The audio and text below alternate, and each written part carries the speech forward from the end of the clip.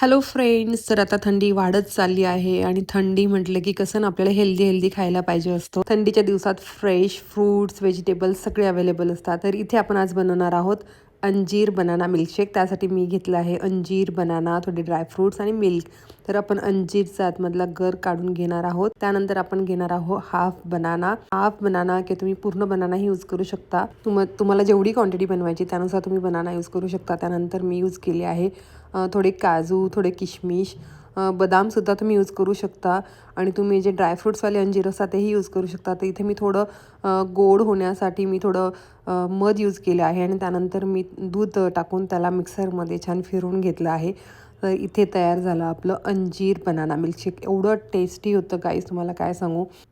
त्याला अशा पद्धतीने मी छान सर्विंग ग्लासमध्ये ट्रान्सफर करून त्याच्यावर थोडेसे पिस्ता, काजू असं डेकोरेट करण्यासाठी किसून टाकलं आणि तुम्ही बघा किती छान वाटते, किती टेम्पटिंग वाटते. तर तुम्ही पण नक्की ट्राय करा.